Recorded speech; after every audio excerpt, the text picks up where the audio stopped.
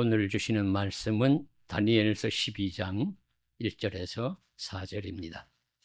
그때에 내 민족을 보위하는 큰 군주 미가엘이 일어날 것이요 또 환란이 있으리니 이는 개국 이래로 그때까지 없던 환란일 것이며 그때에 내 백성 중 책에 기록된 모든 자가 구원을 받을 것이라.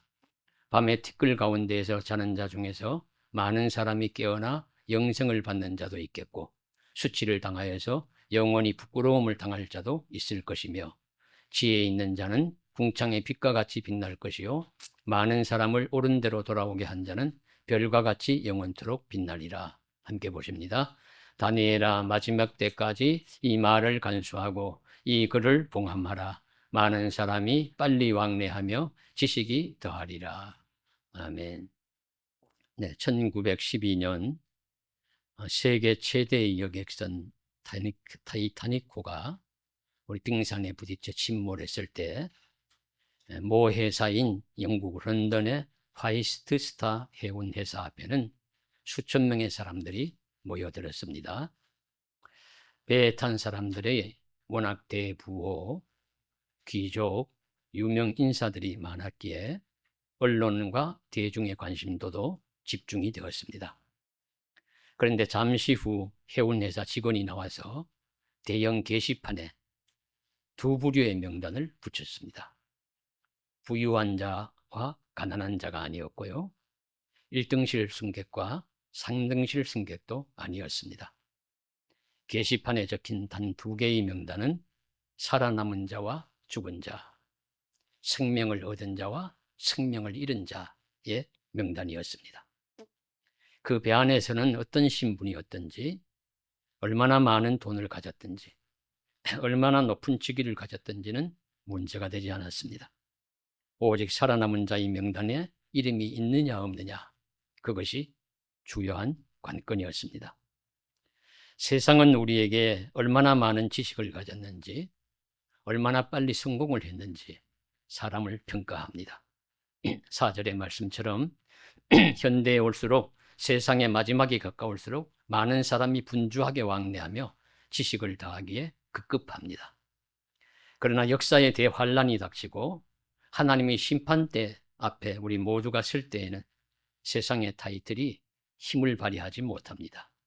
오직 한 가지 기준, 하나님의 책에, 하나님의 생명책에 내 이름이 기록되어 있는가, 아닌가, 만이 유일한 기준이 될 것입니다. 오늘 다니엘서의 말씀을 통해서 어떤 사람이 하나님의 생명책에 그 이름이 기록될 것인지를 나누어 보도록 하겠습니다. 첫째로는 마지막 때가 되면 유례가 없는 대환란이 일어날 것이고 그때 하나님의 보호가 임하는 사람이 하나님의 생명책에 이름이 기록될 것입니다. 하나님의 생명책에 이름이 기록된다는 것은 구원 백성이 된다는 의미입니다. 1절을 보시면 그때의 택한 민족을 호위하는 큰 군주 미가엘이 일어날 것이요 또 큰 환란이 있으리라고 합니다. 그것은 개국 이래로 볼 수 없었던 큰 환란이고 그때 생명책에 이름이 기록된 자는 구원을 받을 것이라고 말씀하십니다. 우선 성경은 종말론적인 환란이 필연적으로 일어날 것이라고 말씀하십니다. 역사의 마지막에는 대환란이 일어날 것이란 예고입니다.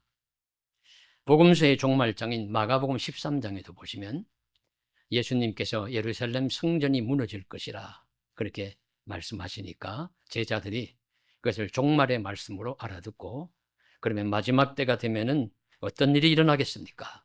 그렇게 물어요. 그러니까 예수님께서 대답을 하십니다. 많은 사람이 내 이름으로 와서 사람들을 미혹하리라. 그리고 난리와 난리의 소문이 일어날 것이고 곳곳에 지진과 기근이 있으리라. 복음이 만국에 전파될 것이나 사람들이 너희를 핍박하리라. 또 이어서 조금 떨어진 후반부에 보시면 해가 어두워지고 달이 빛을 내지 아니하고 별들이 하늘에서 떨어지고 하늘의 큰 권능들이 흔들리리라. 이렇게 전쟁과 기근과 핍박과 전체의 변동과 같은 환란, 대혼란이 일어날 것이라 말씀하십니다. 신약 유일한 예언서인 요한계시록에도 보시면 7 인재앙, 7 나팔재앙, 7 대접재앙이 연이어서 일어나면서 그것에 속한 말들과 나팔들과 그런 것을 불고 대접을 쏟을 때마다 온갖 재앙들이 이 지상에 내려옵니다. 펼쳐집니다. 많은 재앙과 환란이 일어날 것이라고 말씀하시는 것이죠. 그래서 성경은 마지막 때가 되면 유토피아와 같은 그런 낙원이 펼쳐질 것이라고 말씀하시지 않고 먼저 큰 환란이 일어날 것이라고 말씀하십니다. 더 혼란스럽고 괴로운 세상이 올 것이라는 말씀입니다. 그러한 때가 오면 예수님은 끝까지 견디는 자는 구원을 얻을 것이라고 마가복음 13장 13절에 말씀하셨습니다. 이어서 후반절에 나오는 말씀을 보시면 선한 청지기 같이 충성스럽게 봉사하며 믿음으로 기다리는 자에게 하나님의 구원이 임하실 것이라고 말씀하십니다. 그래서 깨어있으라 당부하시죠. 그런 말씀이 오늘 다니엘서에서는 대환란이 일어나면 누가 구원을 받느냐? 바로 하나님의 천사 미가엘이 보호해 주는 자가 구원을 받는다. 그렇게 말씀해 주세요. 성경에 이름이 나오는 천사 중에 가브리엘이라는 천사가 있습니다. 가브리엘이라는 천사는 하나님의 소식을 전해주는 천사로 나타나요. 그래서 다니엘서에도 보시면 다니엘 8장 16절, 9장 21절에 가브리엘이 날아서 다니엘에게 내게로 와서 저녁 제사 드릴 때쯤에 이르렀다 하는 말씀이 나오고요. 또 누가복음에 보시면 사가랴에게 아들을 낳을 것이다 하는 이름을 요한이라 하는 그런 계시를 주는 것도 가브리엘 천사고, 그리고 마리아에게 나타나서 아기를 가졌으니 내가 아기를 잉태했다 하는 소식을 전해주는 천사도 가브리엘입니다. 그래서 가브리엘이라는 천사는 하나님의 말씀을 전해주는 천사로 나오고요. 또 하나의 천사가 우리 외경에 나오는데 외경과 유대 전통에는 자주 등장한다고 합니다. 라파엘이라는 천사입니다. 외경 토비스나 유대인들의 전통신앙에서 등장하는 천사인데 치유와 회복의 천사예요. 하나님의 명을 받아 병고침의 역사를 이루고 그런 역할을 할 때 나타나는 천사가 라파엘입니다. 그래서 외경을 인정하는 가톨릭에서는 우리 이런 단체들을 종종 볼 수 있습니다. 라파엘이라는 단체가 있어요. 천사 이름을 따서. 그래서 서울대병원에 우리 외국인 근로자들을 무료 진단해주고 뭐 이렇게 봉사하는 단체 중에도 라파엘이라는 단체가 있었던 것을 기억합니다. 그리고 또 하나의 천사 이름이 나오는 것이 미가엘입니다. 미가엘은 다니엘서, 유다서, 요한계시록에 등장합니다. 이 천사는 정의를 수호하고 악한 것을 진멸하는 천사로서 악한 세력에 맞서는 영적 군대 장관의 역할을 합니다. 하나님의 백성을 보호하는 천사의 역할을 합니다. 그래서 다니엘은 이런 천사 미가엘을 통하여 하나님은 자기 백성을 지키셔서 마지막 대환란의 때를 이겨내게 하실 것이라 그렇게 말씀하시고 있습니다. 그래서 우리가 홀로 환난 받는 것이 아니고 홀로 고통받는 것이 아니라 하나님의 천사가 보이지 않지만 뒤에서 미가엘이라는 천사를 보내셔서 하나님이 자기 백성을 보호해 주시는 것이죠. 그러면 미가엘이 보호를 해줄 때 그 기준이 있어야 되지 않겠습니까? 사람들은 많이 있는데 누구에게만 가서 보호해주고 누구는 보호해주고 할 때 그 기준이 있어야 할 텐데 그 기준이 무엇이냐면 바로 하나님의 책, 바로 생명책을 의미합니다. 생명책에 이름이 있는 자는 보호해 주셔서 구원받게 하시고 생명책에 이름이 없는 자는 보호해 주시지 않는 것이죠. 그래서 생명책에 대한 말씀이 시편 69편 28절에도 나오는데 그들을 생명책에서 지우사 의인들과 함께 기록되지 말게 하소서. 그래서 악인의 이름은 생명책에서 지워버려 달라고, 의인과 함께 기록하지 말라고, 그래서 구원을 얻지 못하게 해달라고 그렇게 간구하는 내용이 나오고요. 또 생명책에 대한 내용이 계시록에 많이 나오는데 내가 보니 죽은 자들이 큰 자나 작은 자나 그 보좌 앞에 서 있는데 책들이 펴 있고 또 다른 책이 펴졌으니 곧 생명책이라. 죽은 자들이 자기 행위에 따라 책들에 기록된 대로 심판을 받으니 라는 말씀이 나오고 한 2줄 정도 건너서 누구든지 생명책에 기록되지 못한 자는 불못에 던져지리라. 사람의 영혼이 우리 죽지 않지 않습니까? 그래서 영원히 우리가 육신이 죽은 다음에 영원히 하나님 앞에 설 때 하나님이 보시는 책이 생명책이에요. 생명책을 보시고 생명책에 이름이 있는 자는 영생의 길로 인도하여 주시고 생명책에 이름이 없는 자는 영벌 둘째 사망에 들어가게 하신다. 그렇게 하심으로 소위 말하는 지옥불 그런 것에 고통받게 하신다는 말씀을 해주시고 있습니다. 그래서 참 생명책이 중요합니다. 그 영원히 그 생명책에 기록된 대로 우리 심판을 받는다는 것인데 생명책에 기록된 사람들은 그 어떤 사람들이냐 하면 계시록 21장 27절에 적시하기를 무엇이든지 속된 것이나 가증한 일 또는 거짓말하는 자는 결코 들어가지 못하되 오직 어린 양의 생명책에 기록된 자들만 들어가리라. 어린 양의 생명책에 기록된 자들만 하나님의 영생의 길로 천국 길로 하나님의 나라로 들어갈 것이라고 선언하십니다. 바로 이런 말씀에 구약적인 기초와 근거가 되는 것이 바로 오늘 다니엘서 12장의 말씀이에요. 종말의 대환란이 일어났을 때 하나님이 천사 미가엘을 보내셔서 생명책에 이름이 기록된 자들을 보호하시고 구원하여 주실 것이라는 말씀을 하시는 겁니다. 이러므로 우리가 무엇보다도 생명책에 내 이름이 기록되어 있어야 합니다. 이것이 중요합니다. 그래서 오늘 말씀에 우리가 생명책에 이름이 기록될 사람은 누군가 하면 어린 양의 생명책, 계시록 21장 27절에 분명히 말씀하시기를 오직 어린 양의 생명책에 기록된 자들만 들어가리라.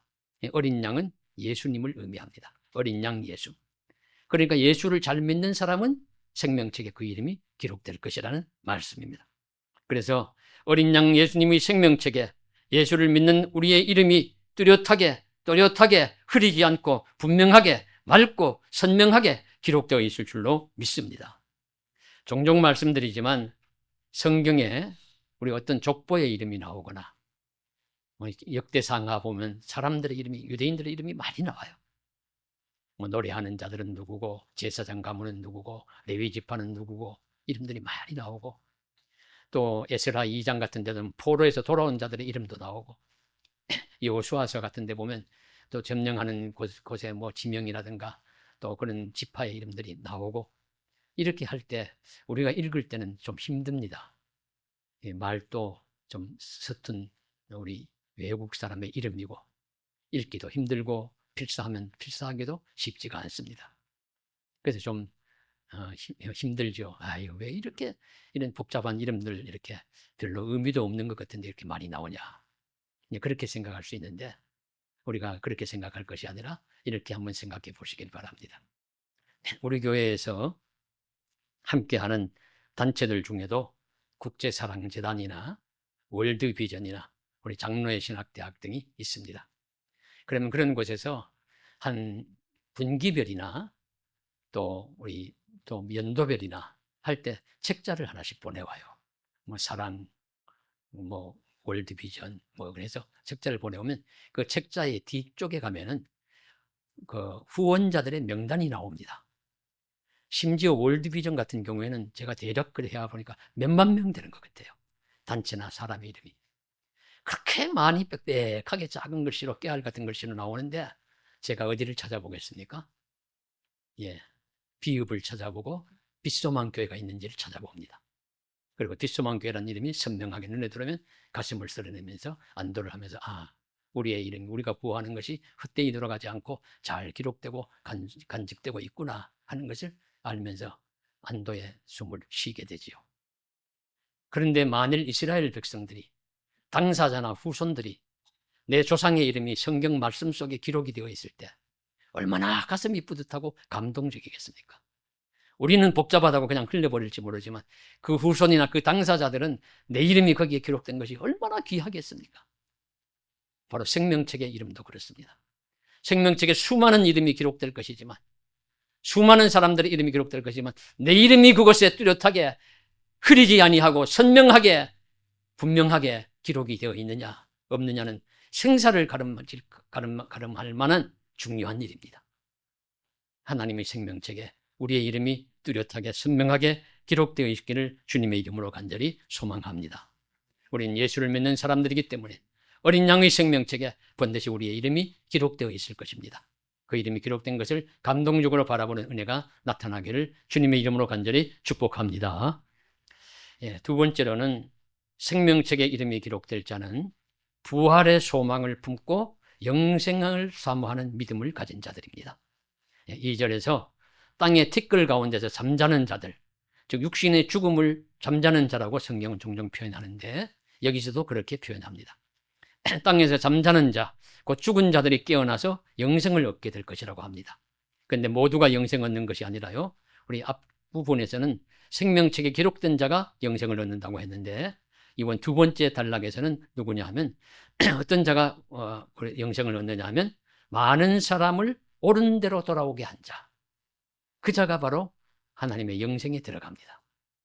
그래서 이제 깨어나면 두 갈래 길이 있죠. 영생을 얻는 길을 얻고 수치스러운 부끄러움을 얻는 길이 있는데, 영생을 얻는 생명의 길에는 지혜로운 자가 그곳에 참여를 하는데, 그 지혜로운 자는 많은 사람을 옳은 대로 돌아오게 하는 자다 하는 뜻입니다.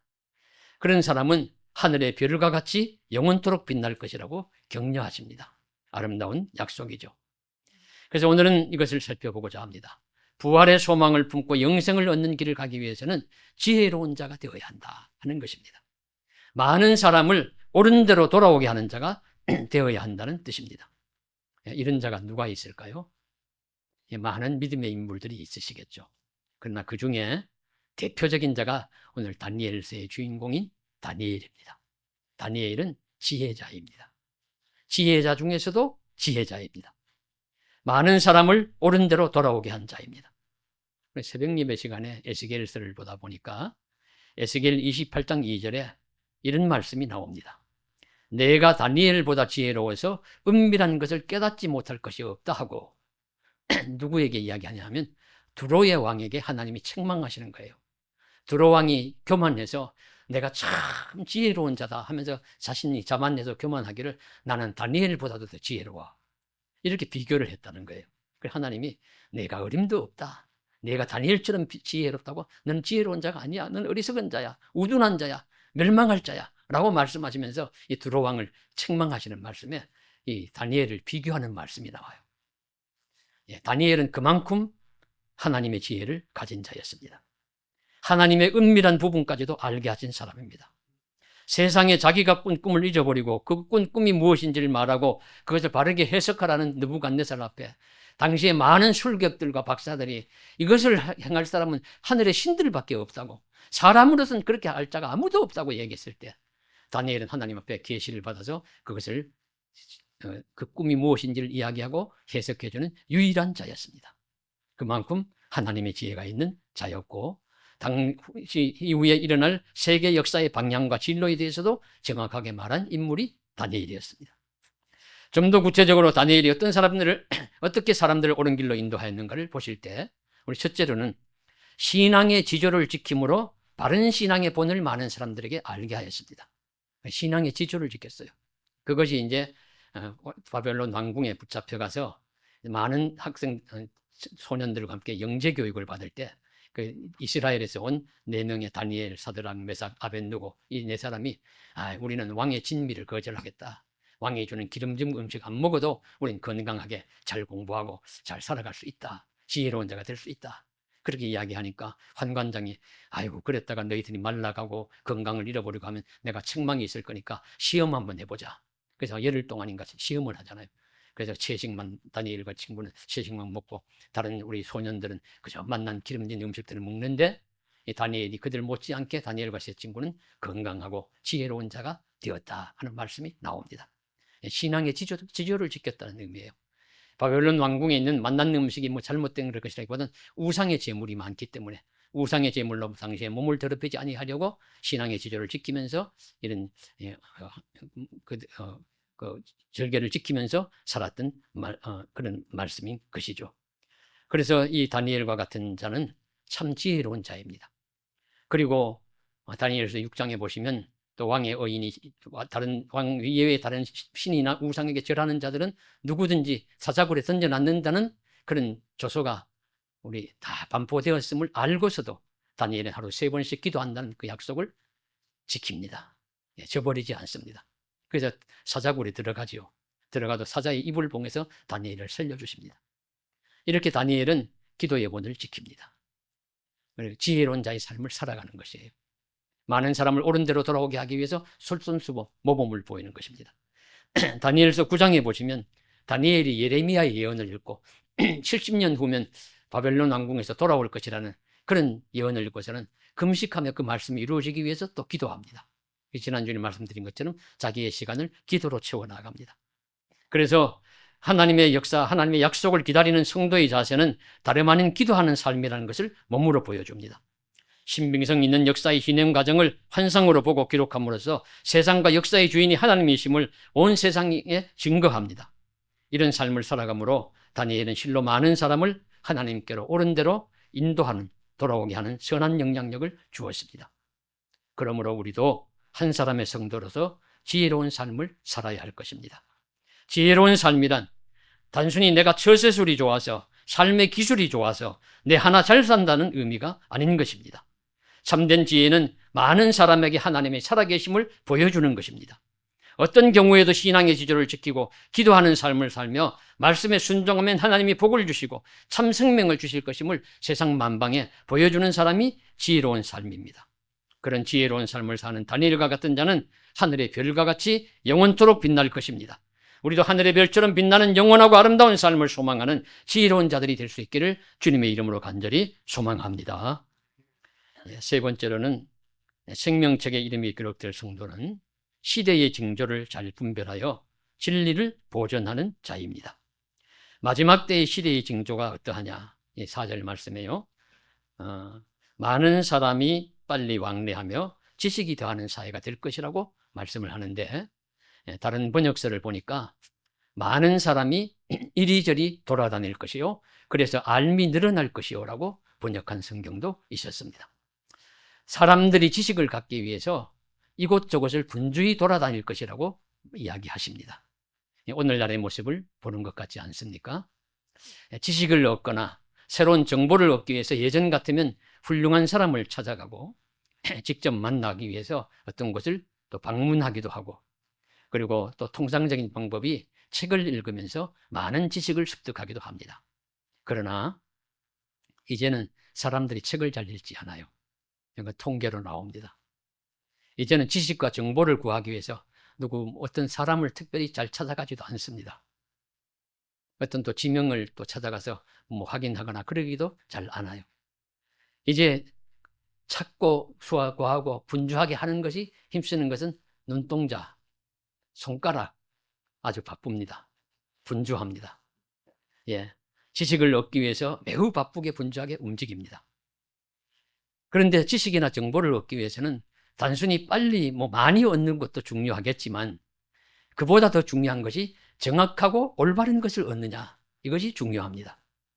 시대의 징조에 대한 바른 분별력이 필요하다는 것입니다. 이것이 중요한 관건입니다.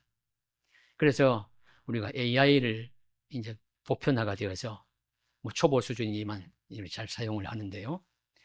챗GPT나 제미나이 같은 게 물어볼 때가 있어요. 그래서 물어보고 말로 하거나 쳐서 물어보면은 대답을 해줍니다.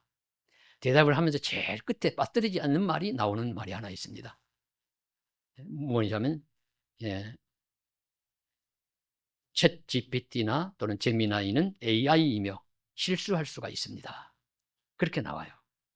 즉, 틀릴 수도 있고 실수할 수도 있다는 말이니 절대 신봉하지는 마시오. 가르쳐는 주지만 책임은 지지 않습니다. 그런 말이라고 보여집니다. 헛된 정보에 속을 수도 있다는 말입니다. 무분별하게 받아들여서는 안 된다고 AI 자신이 말하고 있습니다. 이런 시대를 우리가 살아가는데, 이런 시대를 살아가면서 사람들은 이런 일에 분주하면서 그저 무엇인가를 얻기 위해서 골몰하지만 우리는 수천 년 동안 내려오면서 진리라고, 생명의 말씀이라고 확증된 진리가 있습니다. 바로 하나님의 말씀인 성경입니다. 성경은 하나님의 말씀이면서 참 진리이면서 진리를 분별할 기준을 또 제시해주고, 그렇게 올바른 것이 무엇인지 분별하도록 해줍니다. 그래서 그 말씀이 바로 4절에 다니엘아 마지막 때까지 이 말을 잘 간수하고 이 글을 봉함하라고 하는 것입니다. 표면적인 의미는 이 말씀들을 숨겨두고 마지막 때까지 인쳐서 잘 봉하여 두라고 하는 것을 보입니다. 그러나 문맥에 맞게 해석하면 단순히 숨겨두라는 의미가 아니고요, 그 본래의 모습을 잃어버리지 않도록 하고, 자, 소실시키지 말고 잘 보존하라는 뜻입니다. 자, 보존한다는 것. 보존한다는 것은 어떤 것이 있으면 이걸 그냥 숨겨두어서 한 달란트 받은 자가 한 달란트 있다 그냥 가져오는 게 아니에요. 보존한다는 것은 한 달란트 받은 자가 그것을 가지고 잘 활용하여서 2달란트, 5달란트를 남기는 것과 같은 그런 모습이 보존입니다. 창조 질서의 보존이라고 하면은 하나님이 창조 질서하신 그 창조 세계를 있는 그대로 그냥 꼭 그대로 변함없이 간직하는 것이 아니라, 간직할 뿐만 아니라 더 잘 사용해서 무궁 발전시키는 것까지도 의미하는 것이 보존입니다.